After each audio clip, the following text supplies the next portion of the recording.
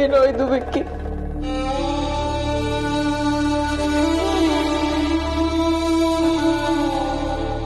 ಏನ್ ಮಾಡ್ಕೊಂಡ್ಯೋ? ಏನೋ ಇದು ನಿನ್ ಪರಿಸ್ಥಿತಿ. ನನಗೆ ಈ ತರ ನಿನ್ನ ನೋಡಕ್ಕಾಗಲ್ಲ ವಿಕ್ಕಿ.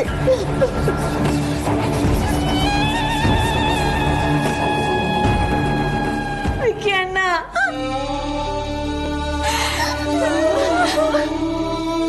ವಿಕ್ಕಿ ಅಣ್ಣ,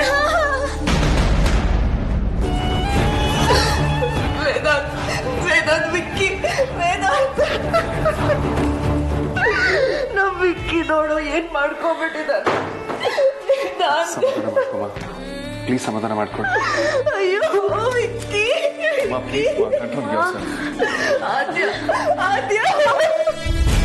ಇವತ್ತು ಯಾಕೋ ಇವ್ರು ಸ್ವಲ್ಪ ವಿಯರ್ಡ್ ಆಗಿ ಫೀಲ್ ಮಾಡ್ತಿದ್ದಾರಲ್ಲ, ಯಾಕೋ ಸ್ವಲ್ಪ ಅಬ್ನಾರ್ಮಲ್ ಅನಿಸ್ತಿದೆ.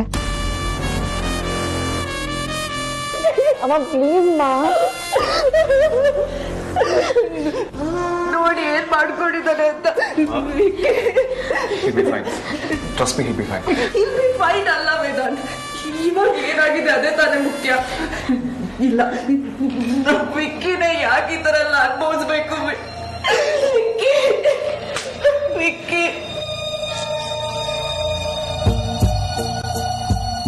ಅಮ್ಮ ಪ್ಲೀಸ್ ಮಾ, ಸಮಾಧಾನ ಮಾಡ್ಕೊಡಿ, ಸರಿ ಹೋಗ್ತಾನಮ್ಮ. ನೀನು ಡಾಕ್ಟರ್ ಹತ್ರ ಮಾತಾಡಿದ್ಯಾ?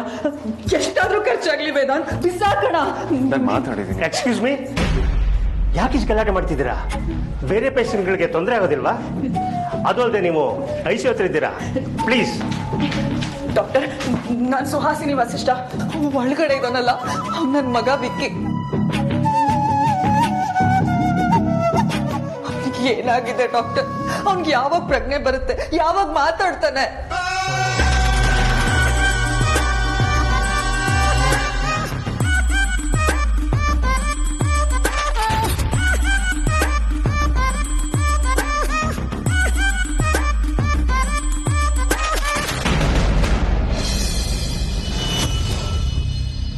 ಅಪ್ಪ, ಭಾವಂಗೇನು ತೊಂದರೆ ಇಲ್ವಂತ, ಬೇಗ ಹುಷಾರಾಗ್ತಾರಂತ.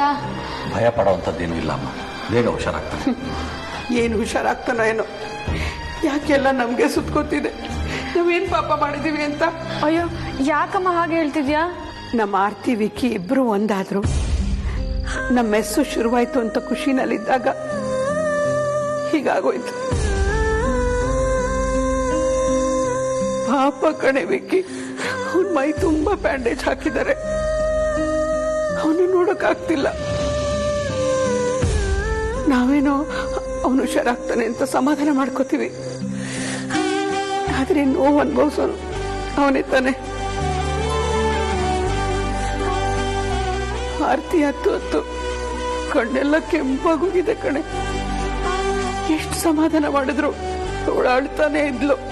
ಆ ಜಾಗದಲ್ಲಿ ಯಾರೇ ಇದ್ರು ಹಾಗೆ ಅಲ್ವಾ ಪರಿ ಅನ್ಸೋದು. ಇಷ್ಟರಲ್ಲೇ ಮುಗೀತು, ಹೆಚ್ಚೇನು ಆಗಲಿಲ್ಲ ಅಂತ ಅನ್ಕೋಬೇಕಷ್ಟೇ. ಸಂತೋಷ ಅನ್ನೋದು ಶಾಶ್ವತವಾಗಿರೋದೇ ಇಲ್ವೇನ್ರಿ? ನಾವು ಮಧ್ಯಮ ವರ್ಗದವರು ಕಷ್ಟನೇ ಜೀವನ ಮಾಡ್ಕೊಂಡ್ಬಿಟ್ಟಿದೀವಿ. ನಮಗೂ ಸಂತೋಷ ಕೊಡೋ ಹಕ್ಕಿದೆ ಅಲ್ವಾ? ಯಾಕಂದ್ರೆ ಇವರು ಎಲ್ಲ ಕಷ್ಟ ನಮ್ಗೆ ಕೊಡ್ತಿದ್ದಾನೆ. ಸಂತೋಷ ಮಾತ್ರ ಅಲ್ಲ ಪರಿ, ಕಷ್ಟನೂ ಶಾಶ್ವತ ಅಲ್ಲ. ಮಕ್ಕಳ, ನೀವೇನು ಟೆನ್ಷನ್ ಮಾಡ್ಕೋಬೇಡಿ, ಭಾವ ಬೇಗ ಹುಷಾರಾಗ್ತಾರೆ. ನೀವು ಹೋಗಿ ಮಲ್ಕೊಳ್ಳಿ. ನೀವಿಬ್ರು ಅದೇ ಚಿಂತೆಯಲ್ಲಿ ಇದ್ದೀರಾ ಅಂತ ನನಗೆ ಗೊತ್ತು. Calm down. ಅವ್ನು ಆಮೇಲೆ ಮಾತಾಡ್ತಾನೆ ಅಲ್ವಾ? ಅವ್ನಿಗೇನೂ ಆಗಲ್ಲ ಅಲ್ವಾ? ಅವನ ಸ್ಪೆಷಲ್ ಕೇರ್ ತಗೊಳ್ಳಿ doctor. Please take care of him.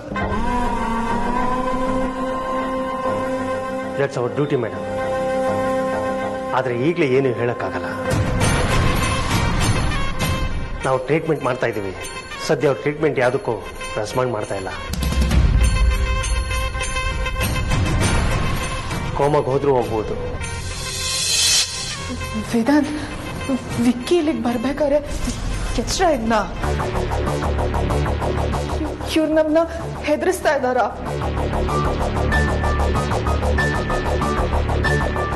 ಅವನು ಇಲ್ಲಿಗೆ ಬರ್ಬೇಕಾದ್ರೆ ಮಾತಾಡ್ತಾ ಇದ್ನ?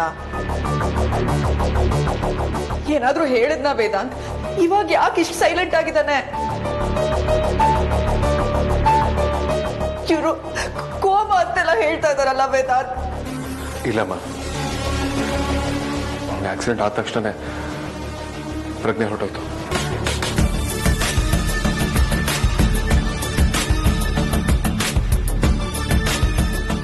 ನಾವು ಮಾತಾಡ್ತಿರೋದು ಕೂಡ ಅವನಿಗೆ ಗೊತ್ತಾಗ್ತಿರ್ಲಿಲ್ಲ. ನನಗೂ ಅದೇ ಟೆನ್ಷನ್ ಇತ್ತು, ಬಟ್ ಈಗ ಆ ಟೆನ್ಷನ್ ಇಲ್ಲ. ಸರಿ ಹೋಗ್ತಾನಮ್ಮ.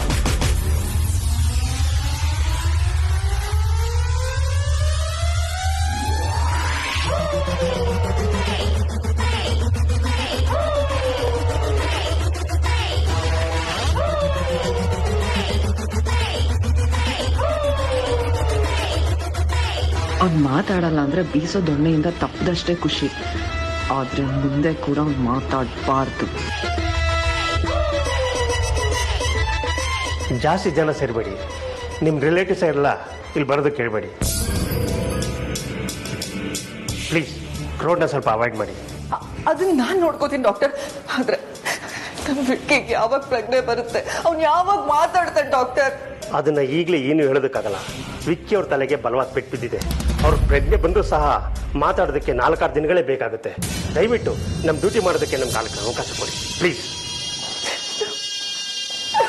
ಅಯ್ಯೋ ದೇವ್ರೆ, ಯಾಕೆ ನನ್ನ ಮಗನ್ಗೆ ಇಷ್ಟೊಂದು ಹಿಂಸೆ ಕೊಡ್ತಿದ್ಯಾ? ಅವ್ನು ಮುಂದೆ ಮಾತಾಡ್ದಿರೋ ಹಾಗೆ ಮಾಡ್ಬಿಟ್ಟಿಯಲ್ಲ ದೇವ್ರೆ. ಅಯ್ಯೋ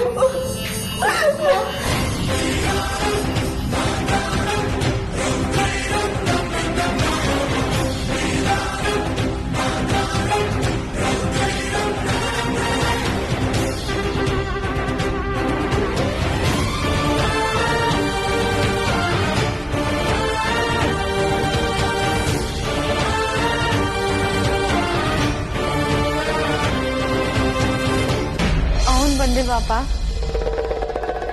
ಅವನು ಅಂದ್ರೆ ಯಾರೇ? ಧ್ರುವನಮ್ಮ.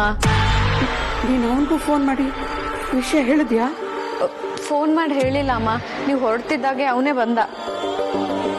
ನಿಧಾನಕ್ಕೆ ಊಟ ಬಡಿಸಿ ವಿಷಯನ ಆಮೇಲೆ ಹೇಳೋಣ, ಇಲ್ಲ ಅಂದ್ರೆ ಊಟ ಮಾಡ್ದೆ ಹಾಗೆ ಹೊರಡ್ತಾನೆ ಅಂತ ನಾನೇ ಸ್ವಲ್ಪ ತಡೆದೆ. ಆದ್ರೆ ಆಮೇಲೆ ವಿಷಯ ಹೇಳ್ಬೇಕಾಗಿ ಬಂತಮ್ಮ. ಹೇಳ್ದೆ, ಟೆನ್ಷನ್ ಮಾಡ್ಕೊಂಡು ಹೋದ.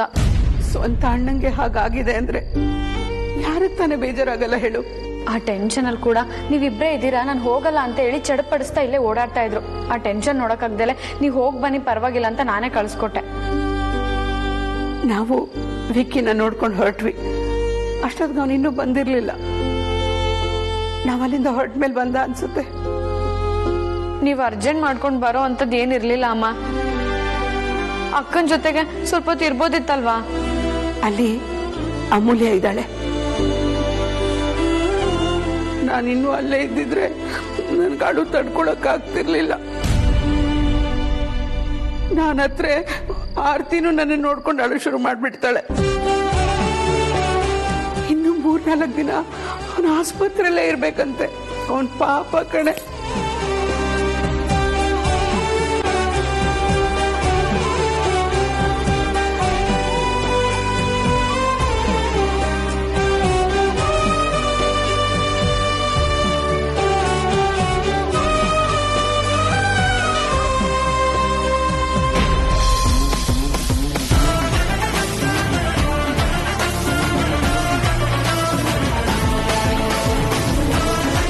ವಿಕ್ರಾಂತ್ ಯಾವಾಗಲಿದ್ದಾರೆ?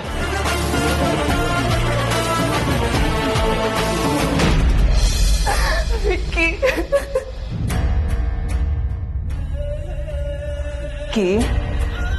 ವಿಕ್ಕಿ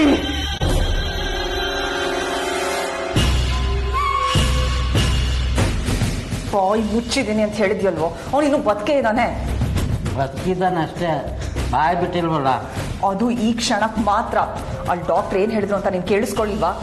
2 ದಿನದಲ್ಲಿ ಸರಿ ಹೋಗ್ತಾನಂತೆ ಅವನು. ಆಮೇಲಿಂದ ಎಲ್ಲ ವಿಚಾರ ಆಚೆ ಬರುತ್ತೆ. ಅವಾಗ ಏನ್ ಮಾಡೋದು? ಒಂದು ಸರಿ ಮುಚ್ಚೋಕಾಗದೇ ಇರೋ ಬಾಯ್ನ ಇನ್ನೊಂದ್ಸಲ ಮತ್ತೆ ಯಾವತ್ತೂ ತೆಗಿದೇ ಇರಂಗೆ ಮುಚ್ಚೋದಷ್ಟೇ. ಏನದ್ನೆಲ್ಲ ತಮಾಷೆ ಅಂತ ಅನ್ಕೊಂಡಿದ್ಯಾ? ಈಗ ಆಗಿರೋದ್ರ ಬಗ್ಗೆ ಯಾರಿಗೂ ಅನುಮಾನ ಬಂದಿಲ್ಲ ಅನ್ನೋದೇ ಲಕ್ಕು. ತಿಳ್ಕೊ ಅದನ್ನ. ಅನುಮಾನ ಬರೋಕೆ ಸಾಧ್ಯನೇ ಇಲ್ಲ ಸಿಸ್ಟರ್. ಕೆಲಸ ಮಾಡಿರೋದು ಫಾರಂ 2.0. ಯಾರಿಗೂ ಗೊತ್ತಾಗಿಲ್ಲ, ಗೊತ್ತಾಗೋದು ಇಲ್ಲ. ಯಾಕಂದ್ರೆ ಬುದ್ಧಿ ನಾನು ಅಂತ ಸ್ವತಃ ವಿಕ್ಕಿಗೂ ಗೊತ್ತಿಲ್ಲ. ನೋಡು, ನನಗೆ ಹಿಂದೆ ಏನಾಗಿದೆ ಅನ್ನೋದು ಮುಖ್ಯ ಅಲ್ಲ, ಮುಂದೆ ಏನಾಗುತ್ತೆ ಅನ್ನೋದು ಮಾತ್ರ ನನಗೆ ಮುಖ್ಯ. ಈ ಸುಹಾಸಿನಿ ವಸಿಷ್ಠ ಕಟ್ಕೊಂಡಿರೋ ಕೋಟೆ ಯಾವತ್ತೂ ಗಟ್ಟಿಯಾಗಿರ್ಬೇಕು. ಏನು ಯೋಚನೆ ಮಾಡಬೇಡ ಸಿಸ್ಟರ್, ವಿಕಿಗೆ ಟಿಕೆಟ್ ಕೊಟ್ಟು ಹಾಸ್ಪಿಟ್ಲಿಂದ ಸೀದಾ ಮೇಲೆ ಕಳ್ಸಕ್ಕೆ ಪ್ಲಾನ್ ಮಾಡ್ತೀನಿ.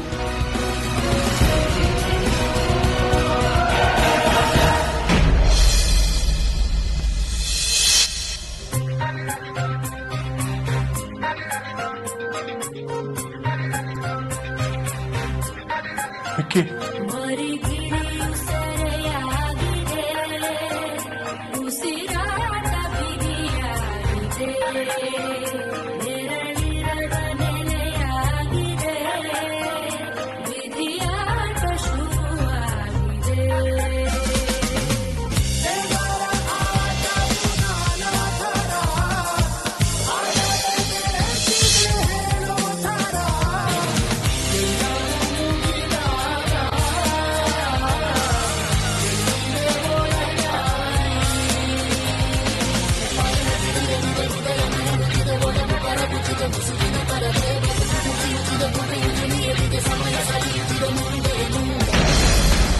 ಏನನ್ನೆಲ್ಲ ಮಕ್ಕಳಾಟ ಅಂತ ಅನ್ಕೊಂಡಿದ್ಯಾ? ವೇದಾಂತ್ ಇಲ್ಲೇ ಇದ್ದಾನೆ, ಅವನು ಇಲ್ಲೇ ಇರ್ತಾನೆ ಕೂಡ. ಅವನ್ನ ದಾಟಿ ನೀನ್ ವಿಕ್ಕಿನ ಏನು ಮಾಡಕ್ಕಾಗಲ್ಲ.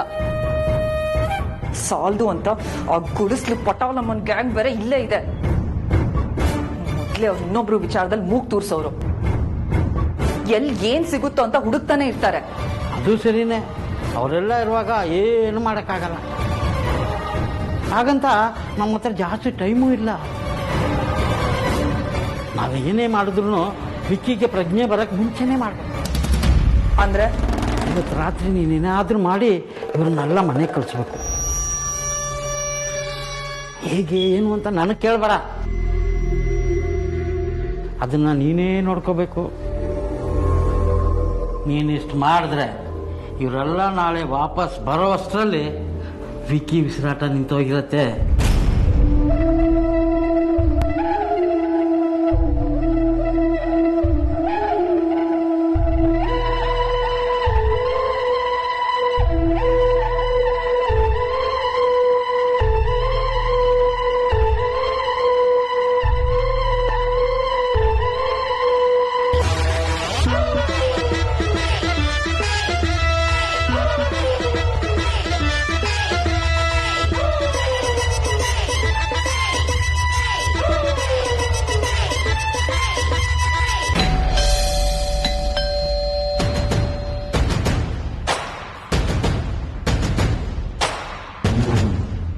ಇದೇನಂತೆ ನೀವು ಡೋರ್ ಓಪನ್ ಮಾಡ್ತಾ ಇದ್ದೀರಾ?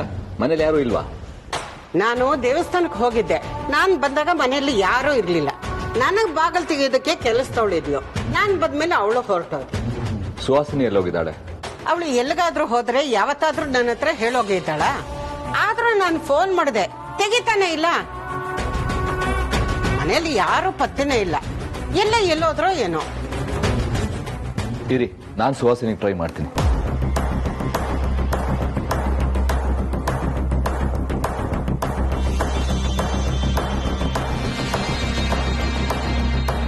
ನನ್ನ ಕಾಲ್ ಪಿಕ್ ಮಾಡ್ತಾ ಇಲ್ಲ ಅವಳು.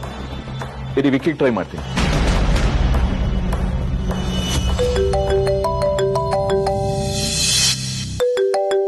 ಯಾರ್ದು ಅಳಿ ಅಂದ್ರೆ ಫೋನು? ಸುಹಾಸಿನಿ ಮಾಡಿದ್ಲಾ? ಇಲ್ಲ ಅತ್ತೆ, ಇದು ನನ್ನ ಆಫೀಸಿಂದ ಬಂದಿದೆ.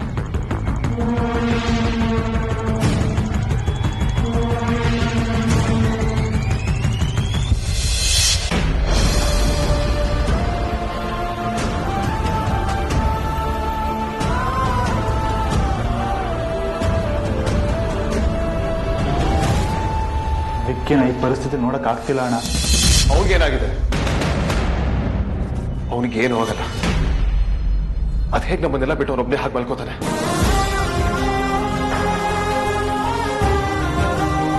ಅವನು ನನ್ನ ತಮ್ಮ. ಅವನಿಗೇನಾಗೋದಕ್ಕೂ ನಾನ್ ಬಿಡಲ್ಲ. ಅಣ್ಣ ಪ್ಲೀಸ್ ಕಣೋ, ಎಮೋಷನಲ್ ಆಗಬೇಡ. ನೀನೇ ಹೆಲ್ಪ್ಲೆಸ್ ಆದ್ರೆ ನಮ್ಗೆಲ್ಲ ದಿಕ್ಕೇ ತೋಚಲ್ಲ ಕಣೋ.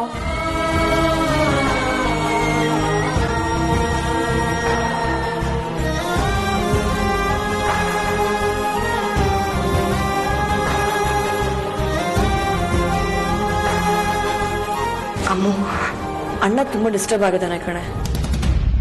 ಏನೂ ಆಗಿಲ್ಲ ಅಂತಾರ ಆಕ್ಟ್ ಮಾಡ್ತಾ ಇದ್ದಾನೆ. ಆದ್ರೆ ನಮ್ಮೆಲ್ಲರಿಗಿಂತ ಜಾಸ್ತಿ ಅವನಿಗೆ ನೋವಾಗಿದೆ. ಪಾಪ ಅದಕ್ಕೆ ಅವ್ನಿಗೆ ದುಃಖನ ತೋರಿಸ್ಕೊಳಕ್ಕೂ ಆಗ್ತಿಲ್ಲ, ಒಳಗಿಟ್ಕೊಳಕ್ಕೂ ಆಗ್ತಿಲ್ಲ.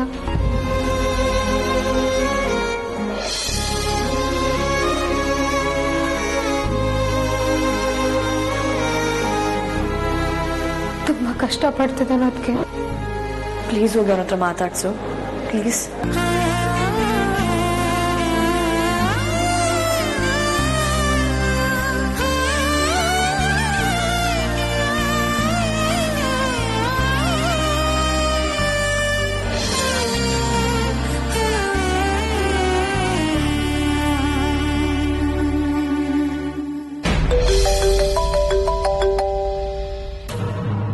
ಹಲೋ, ನಾನು ಅವನು.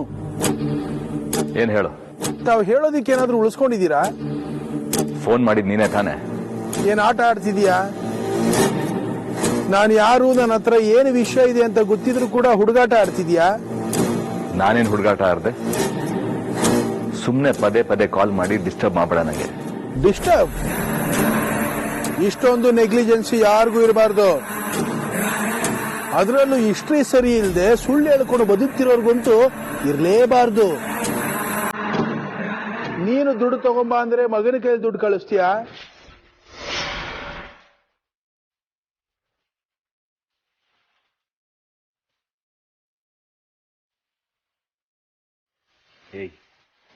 ಏನೋ ಹೇಳ್ತಾ ಇದೀಯಾ? ಪಾಪಚ್ಚಿ ನೀನು, ನಿನಗೇನು ಗೊತ್ತೇ ಇಲ್ಲ ಅಲ್ವಾ? ನಾನು ಮಕ್ಕಳಾಟ ಆಡ್ತಾ ಇಲ್ಲ. ಯಾವತ್ತು ಪಟಾಕಿ ಹತ್ರ ನಿಂತು ಲೈಟರ್ ಆನ್ ಮಾಡೋದಾಗ್ಲಿ, ಸುಟ್ಟು ಸಿಗರೇಟ್ ನ ಬಿಸಾಕೋದಾಗ್ಲಿ ಮಾಡಬಾರ್ದು. ಹೆಚ್ಚು ಕಡಿಮೆ ಆದ್ರೆ ಸುಟ್ಟು ಕರ್ಕಲಾಗ್ಬಿಡ್ತೀಯ.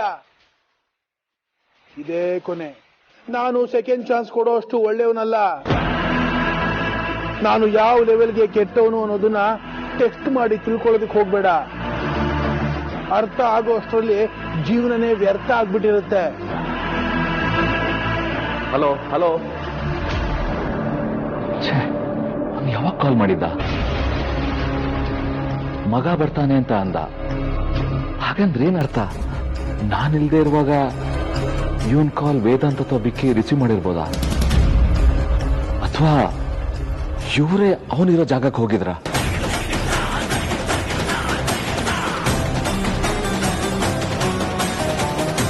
ಹಳೆ ಕಾಲ್ ಲಿಸ್ಟ್ ಅಲ್ಲಿ ಅವನ ನಂಬರ್ ಇಲ್ಲ. ಇವನ್ ಎಲ್ಲಿ ಕಾಲ್ ಮಾಡಿದ್ದ? ಒಂದ್ ವೇಳೆ ಈ ವಿಷಯ ಎಲ್ಲ ವೇದಾಂತಿಗೆ ಗೊತ್ತಾಗ್ಬಿಟ್ರೆ? ಓ ಮೈ ಗಾಡ್.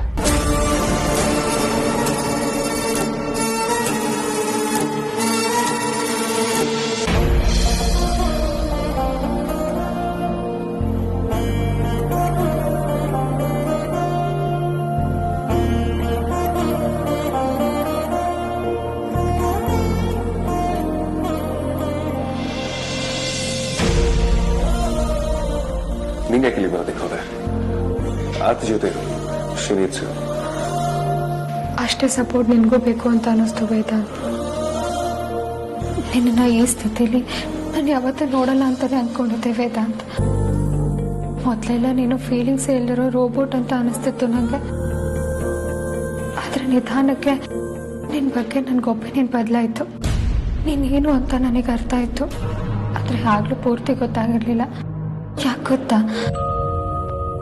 ಯಾರಾದ್ರೂ ತಮ್ಮ ಫ್ಯಾಮಿಲಿನ ಇಷ್ಟು ಹಚ್ಕೊಳಕ್ಕೆ, ಅವ್ರಿಗೋಸ್ಕರ ಬದುಕೋಕ್ ಸಾಧ್ಯ ಅನ್ನೋದೇ ನನಗೆ ನಂಬಕ್ಕಾಗ್ದಿರೋ ವಿಷಯ ಆಗಿತ್ತು ವೇದಾಂತ್. ನನಗೂ ನನ್ನ ಫ್ಯಾಮಿಲಿ ಅಂದ್ರೆ ಜೀವ. ಆದ್ರೆ ನಿನ್ ಮಟ್ಟಕ್ಕೆ ನಾನಿಲ್ಲ ವೇದಾಂತ್. ನಿನ್ ಬೇರೆನೆ ಲೆವೆಲಲ್ಲಿದ್ಯಾ. ಆದ್ರೆ ನಿನ್ನಂತ ನೀನೇ ಇವತ್ತು ಹೀಗೆ ಕುಸಿತಿದ್ಯಾ ಅಂದ್ರೆ ನನಗೆ ನಾನು ಏನ್ ನೋಡ್ತಿದ್ದೀನಿ ಅಂತ ನಿಜವಾಗ್ಲೂ ಅರ್ಥ ಆಗ್ತಿಲ್ಲ ವೇದಾಂತ್. ಅಮೂಲ್ಯ, ಅದು ಅಲ್ಲಿ ವಿಕ್ರಾಂತ್. ನನಗೆ ಗೊತ್ತು ವೇದಾಂತ್. ನೀನ್ ಭಾವನ ತಮ್ಮನ್ಗಿಂತ ಹೆಚ್ಚಾಗಿ ಮಗನ್ ತರ ನೋಡಿದ್ಯಾ ಅಂತ